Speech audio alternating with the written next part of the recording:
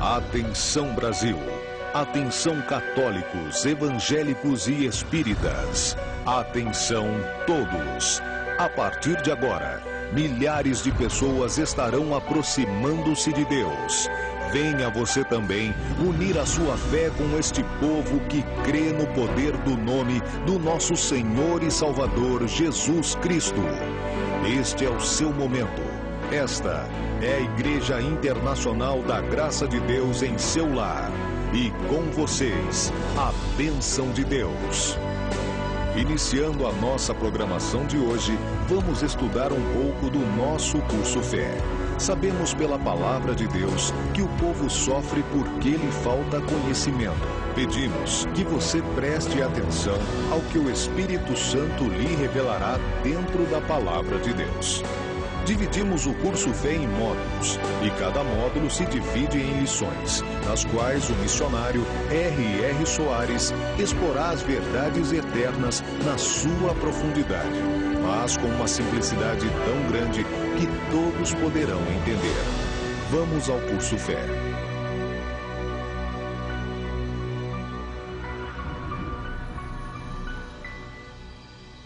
Muito bem, amigos, de volta ao curso Fé, módulo 1, Determinação, e nós estamos na 34ª lição, cujo título é A Libertação dos Espíritos Malignos, e na sessão de número 21, e nós vamos hoje para a parte C. Tudo que nós estamos tentando aqui através desse curso Fé é abrir os olhos das pessoas para que eles apercebam as operações do Império das Trevas. Porque as coisas ruins, as coisas desagradáveis, elas não ocorrem por acaso. Não é que nós temos que passar por certas situações para que nós, então, fiquemos experimentados ou que a gente se chegue mais perto de Deus. Não, tudo que é de ruim, de mal, acontece conosco como uma conspiração diabólica. E muitas pessoas não percebem isto. Essas pessoas ficam como que dormindo. Elas gostam do Senhor Deus, elas querem servir o Senhor Deus, elas querem ser vitoriosas na vida, mas elas não têm os olhos do coração aberto para que elas vejam as investidas dos espíritos maus. E nós estamos exatamente vendo sobre alguns fatos que acontecem. E como é que nós temos que fazer para sair fora dessas ações, desses empreendimentos satânicos, desses dardos, essas setas que o inimigo manda e que muitas vezes nós aceitamos inconscientemente. Às vezes você está bem de saúde, muito bem disposto, as coisas estão indo bem, mas lá no seu espírito vem-se uma sensação de que uma coisa ruim vai acontecer. Por exemplo, tem problema, mudança de clima, né? É uma coisa normal, natural. Deus fez o verão, Deus fez o inverno, o outono, a primavera, o calor, o frio, o tempo úmido, seco.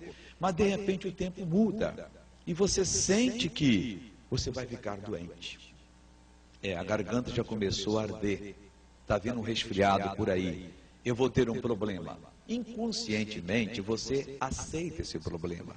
Você não sabe que aquela sensação é um pedido, de permissão que o inimigo está fazendo para que você permita que ele opere em sua vida. E você vai e concorda com ele.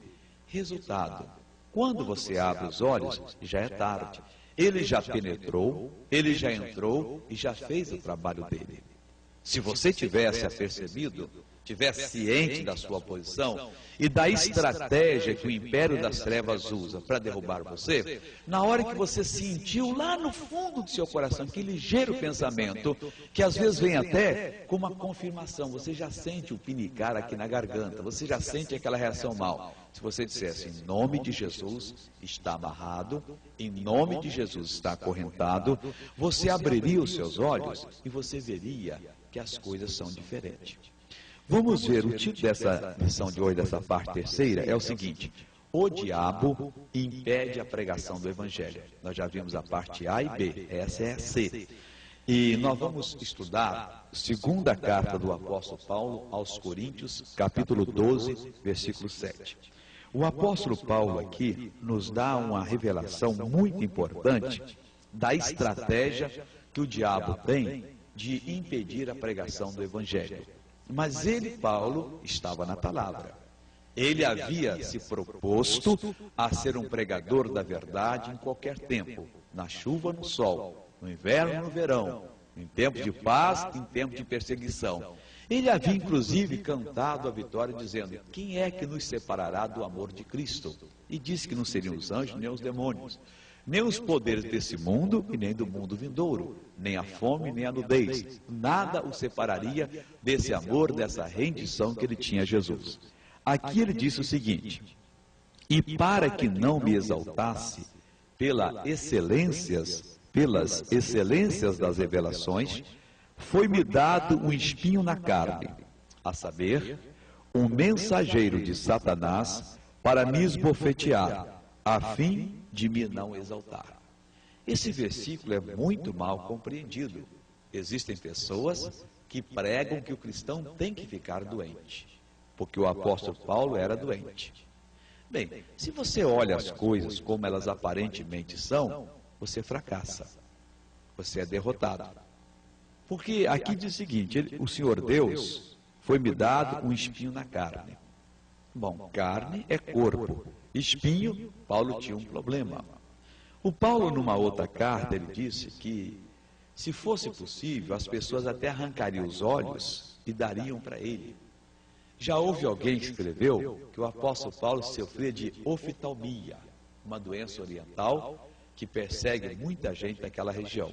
O demônio é esperto. Naquela região ele tem um tipo de doença, na nossa ele tem outro. Tom Odell, um dos grandes pregadores do mundo, neto de Dr. T.L. Osborne, me disse: missionário Soares, eu não sei porquê, na Índia o que tem de cego, isso é uma coisa absurda. Nas minhas reuniões, todas elas são 2, 3 curados, cegueira total. Então, naquela região, talvez por escassez de alimento, ou talvez por outro fenômeno, o demônio consegue colocar a cegueira nas pessoas. E aqui há pregadores que dizem que o apóstolo Paulo tinha oftalmia, ele tinha um problema nos olhos, uma doença oriental. Bom, missionário, está aqui, ó. Foi-me dado um espinho na carne. Só que carne não é o corpo. Carne significa o natural. Aqueles que são nascidos da carne, aquele que é nascido da carne é carne, do espírito é espírito. Então não é do corpo. Jesus estava falando aqui em João que tem pregadores que não têm a unção do Espírito Santo e eles conseguem, por artimanhas, por sutilezas, por capacidade filosófica, por enredar as pessoas com palavras, eles conseguem convencer pessoas a converter. Mas não foi pelo Espírito Santo. Então aqueles convertidos deles não são convertidos espirituais, são convertidos naturais, da carne. A gente acha que carne é o corpo. Como alguém me disse, eu tenho um irmão carnal. Eu disse: ah, você também é carnal? Não, filho do meu pai. Ah, você quer dizer um irmão natural, né? Então o que o apóstolo Paulo estava querendo dizer que foi dado um espinho na carne, quer dizer, no natural, para poder não colocar doença nele. Talvez esse espírito, esse espinho, também tentasse ele com doença. Não quer dizer que você é de Deus, que o diabo com doença não tenta. Não, ele tenta com pecado. Os mais santos de Deus são tentados com qualquer tipo de pecado. E alguns deles caem tristemente, né? Não deveriam cair. Então o apóstolo Paulo diz que foi-lhe dado um espinho na carne para o esbofetear. O que é esbofetear? É colocar dor de cabeça, é colocar oftalmia, é colocar úlcera. Não, esbofetear é dar murro, é dar bofetada em cima de bofetada. E ele depois explica o que é que esse espírito maligno fazia esbofeteando ele. Esse espírito maligno, ele agia na vida dele, tentando destruí-lo da seguinte maneira. O apóstolo Paulo teve revelações excelentes. Ele foi um homem que ele não sabia se foi no espírito ou no corpo ou fora do corpo. Ele foi elevado ao terceiro céu. E ele entrou na dimensão de Deus, e diante do trono de Deus, ele ouviu coisas que ao homem não é lícito saber. Então foi muita coisa que Deus deu a ele, mas para que ele não se exaltasse, não se ensoberbecesse, para que ele não caísse na condenação do diabo. O Senhor Deus então permitiu e deu uma abertura para que Satanás sempre estivesse causando-lhe problemas. Então Paulo estava sempre aos pés de Cristo. Às vezes ele entrava numa cidade, ele entrou em Listra, e em Listra estava ali um homem leso dos pés. Nunca o homem tinha andado. O Paulo foi feliz em transmitir a palavra de Deus de tal maneira que esse cidadão lá de Listra, de uma hora para outra, ele percebeu, recebeu fé para ser curado. E quando Paulo viu que ele tinha fé para ser curado, o Paulo gritou: homem, levanta-te direito sobre os teus pés. O homem deu um pulo e ficou completamente curado.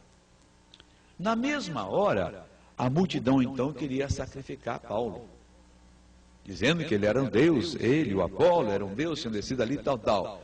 E se você vai ler em seguida, logo em seguida veio a perseguição para Paulo. Paulo fazia uma obra tremenda. Ele foi o homem mais usado por Deus. Foi ele que nos deu 14 das epístolas. A doutrina da igreja saiu através de Paulo. Mas para que ele não se ensoberbecesse, o Senhor Deus então permitiu que, assim como ele tinha sucesso, o diabo também trabalhasse contra ele.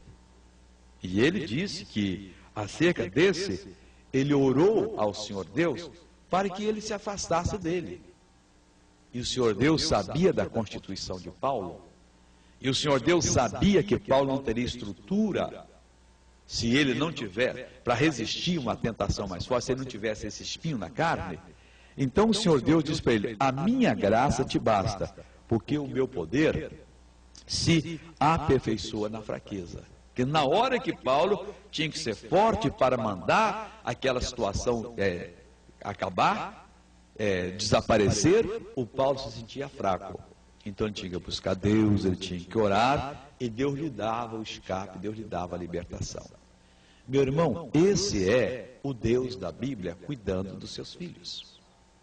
Muitas vezes, o diabo tenta, ele impede a pregação do Evangelho, ele levanta uma perseguição, ele cria uma situação, e a pessoa diz: eu vou parar de pregar. Eu não entendo isso. O fulano não acontece, comigo acontece. Por que está acontecendo isso? Porque Deus ama aquela pessoa e Ele sabe que se não for daquela maneira, daquele jeito, essa pessoa pode se perder.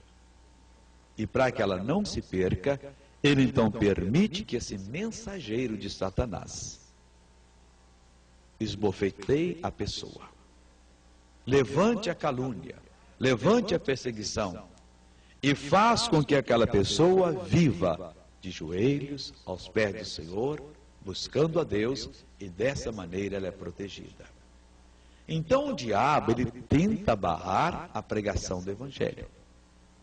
Agora Paulo não se deixou levar por essas perseguições. Paulo não cruzou os braços e disse: Deus, eu já fiz o que tinha que fazer. Se o Senhor agora não me liberta disso, eu não vou pregar mais. Estou cansado de ser preso, chicoteado. Levou várias vezes chicotadas, foi açoitado, teve naufrágio. Olha, negócio bravo. Mas ele não cruzou os braços. Não, ao contrário. Paulo partia para outra cidade e lá ele fazia um trabalho tremendo. Esse homem tinha tanta gana de pregar a palavra de Deus, que em 2 anos, todos os habitantes da Ásia ouviram a pregação da palavra de Deus. De casa em casa e publicamente. Ele era um faminto para levar o conhecimento de Deus. Às vezes, não tinha nem tempo de continuar para edificar a igreja, ele via ali um ancião, uma pessoa de mais responsabilidade, uma pessoa mais sóbria, de mais capacidade, e que amava a Deus, para ele vinha, levantava, outro ia, depois ele vinha confirmando as pessoas. O homem dedicou-se completamente à pregação da palavra de Deus. Mas tinha esse mensageiro de Satanás, que constantemente estava ao lado dele para impedir a pregação do Evangelho. Muitas pessoas às vezes me dizem, missionário Soares, eu fui testemunhar para uma pessoa, e a pessoa disse que não cria nisso, não queria saber, me desfeiteou. Poxa, eu não vou pregar mais para ninguém. Mas o que é isso? Jesus diz que quando der um tapa aqui, você deve oferecer o outro lado. Nós não estamos pregando para recebermos aplausos das pessoas. Ah, missionário Soares, o senhor é um grande pregador, nós vamos arranjar um grande título para o senhor aí, vamos homenagear o senhor, muito obrigado, tá? Não vem com essa que eu não aceito. Se eu estou fazendo alguma coisa de útil, é pela graça, pela misericórdia de Deus. E eu quero continuar dessa maneira. Eu quero continuar levando o conhecimento do Senhor a todas as pessoas. Levando o conhecimento de Deus a todo o povo. E se eu tiver sucesso nesse meu avançar, nesse meu pregar, glória a Deus pelo sucesso. Se eu não tiver sucesso, glória a Deus também. Agora, o que eu não posso de maneira nenhuma é aceitar que tirem de mim essa glória de às vezes sofrer pelo Evangelho. E você não deve aceitar. Porque tudo tem um propósito. A missionário Soares, eu não sou acusado, eu não sou responsável pela acusação. A igreja se levantou contra mim. Não foi propriamente a igreja. O diabo levantou o setor da igreja para poder desmoralizar você, para poder acabar com você. E o que é que você vai fazer?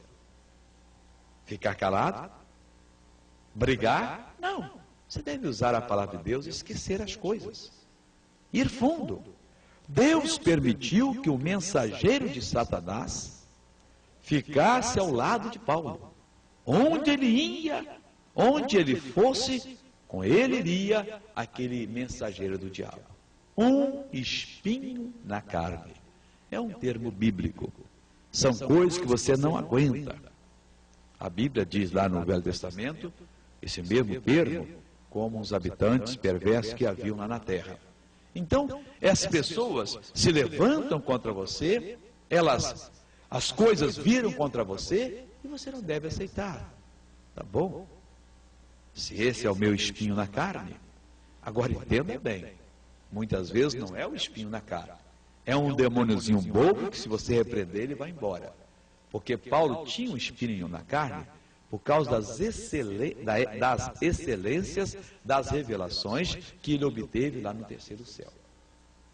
E você, ao que me consta, não subiu nem no primeiro. Se você não foi ao primeiro, como é que você já pode ter um espinho na carne? Então o demônio pode usar uma situação para poder agir na sua vida e você achar que é o espinho na carne. Paulo sim. Paulo teve revelações que ao homem não era lícito ter. Não foi nada de mente, Paulo não tinha um problema mental. Não, Deus pegou ele não sabe se foi com o corpo ou só no espírito, e o levou lá no trono dele. E Deus lhe ensinou coisas que nós nunca vamos ouvir. Agora, ele pagou um preço. Havia esse espinho na cara. Talvez o que está acontecendo no seu ministério não é propriamente um espinho na cara.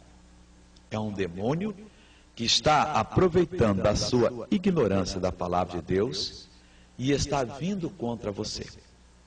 Está vindo para poder derrotar a sua vida. Não aceite. Diga a ele, você é um derrotado, você é um fracasso, e bata em retirada. Que o demônio faz oposição à pregação do verdadeiro evangelho, ele faz. E que nós não devemos deixá-lo nos oprimir, nós devemos fazer isso. Assumir a palavra, nos estabelecer na palavra e, em hipótese alguma, abrir mão daquilo que é nosso. Meu senhor, minha senhora, não vamos esquecer dessa. Satanás se opõe à pregação do evangelho, mas Jesus disse o seguinte: eu edificarei a minha igreja e as portas do inferno não prevalecerão contra ela. Avancemos, marchemos confiantes que Jesus não nos enganou. Vamos passar para outra parte.